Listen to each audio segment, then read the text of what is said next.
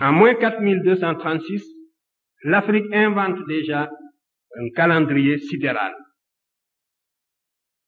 Le calendrier sidéral fondé sur le lever d'une étoile du ciel, qui est l'étoile la plus brillante du ciel, l'étoile Sirius, qui est dans la constellation du Grand Chien, c'est l'étoile la plus brillante du ciel. Les Égyptiens, en moins 4236, avaient déjà remarqué que cette étoile se lève en même temps que le Soleil, pratiquement, sous la latitude de Memphis, tous les 1460 ans. Et c'était la base de leur calendrier. Donc c'était un repère chronologique absolu, pour ainsi dire. Imaginez le Soleil, un phénomène aussi fugace, le Soleil qui se lève en même temps qu'une étoile, le phénomène ne dure que quelques secondes, à peine moins d'une minute. Et il ne se reproduira plus avant 1460. L'année suivante, si vous regardez, si vous mettez sous la même latitude pour regarder le Soleil et cette étoile en question, vous constaterez qu'il y a un écart d'un quart de jour. Et la deuxième année, vous constaterez qu'il y a un écart d'une demi-journée. Et au bout de 4 ans, vous constaterez qu'il y a un écart d'une journée. Par conséquent, dès moins 4236, les Égyptiens connaissaient l'année bissextile et pouvaient très bien, tous les 4 ans, ajouter au calendrier de 365 jours en quart, donc tous les 4 ans, ajouter un jour pour créer une année bissextile. Mais ils ont préféré, au lieu de rectifier tous les 4 ans, suivre l'évolution du phénomène pendant 1460 ans pour ajouter une année de plus. Et ce calendrier, les Égyptiens y tenaient à tel point que le pharaon avait créé un service spécial pour suivre l'écart à travers le temps entre le calendrier sidéral et le calendrier ordinaire.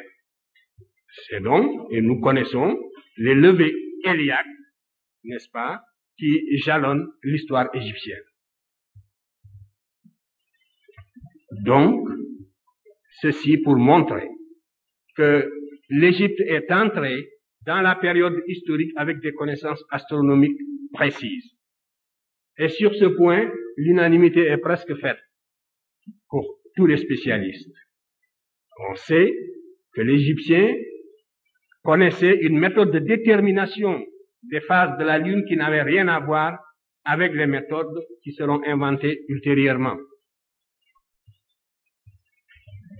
Et tandis que l'Égyptien avait ainsi maîtrisé dès la plus ancienne époque les mouvements du ciel, en Mésopotamie, les observations étaient extrêmement nombreuses, mais la Mésopotamie n'a jamais réussi, quoi qu'on ait dit sur l'astronomie mésopotamienne. Il aurait été plus correct de parler de l'astrologie mésopotamienne. Bien que des observations nombreuses aient été faites et des observations pertinentes, la Mésopotamie n'a jamais pu avoir un calendrier régulier digne de ce nom. Vous savez qu'en Mésopotamie, il y a eu les éphémérides et que presque jusqu'à la fin de l'histoire mésopotamienne, le roi ajoutait, quand l'année, n'est-ce pas, quand l'écart était très grand, de temps en temps, on ajoutait un 13e ou un 14e mois. Et on a été obligé, vers la basse époque, d'inventer les éphémérides pour essayer de voir les périodes de levée, les dates de levée, par exemple, d'apparition de la Lune. Alors là, c'est le développement du calendrier Dogon. Je n'ai pas le temps de vous le commenter parce que ce serait trop long. Le calendrier égyptien est fondé sur le lever héliaque de Sirius. Sirius est l'étoile la plus brillante, on la voit. Mais Sirius a un compagnon qu'on ne voit pas, c'est-à-dire une étoile obscure qui n'est pas visible à l'œil nu. Et le calendrier Dogon est fondé justement sur ce compagnon invisible de Sirius, c'est-à-dire sur l'étoile qu'on ne voit pas. Et lorsque les Dogons ont donné cette périodicité, la façon dont le compagnon obscur de Sirius trouble la trajectoire de Sirius, les Dogons l'ont donné, et l'astronomie moderne aussi l'a donné, et voilà le développement linéaire des Dogons, et voilà le développement linéaire de l'astronomie moderne. C'est quelque chose d'extraordinaire. Alors, cela ne veut pas dire que les Dogons maîtrisent les formules mathématiques, mais cela veut dire que les Dogons ont été initiés à une science qui était hautement développée et que le système de l'initiation a fait qu'ils en ont beaucoup perdu. Mais ce qui en reste montre encore le niveau qui avait dû être atteint. Le seul fait de fonder leur calendrier sur une étoile invisible à l'œil nu donne une idée de ce que pouvait être cette science, n'est-ce pas, à son origine.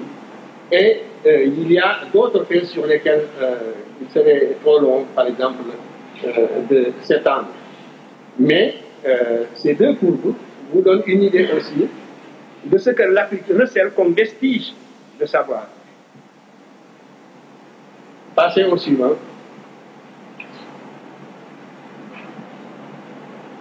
Voilà, c'est le dernier.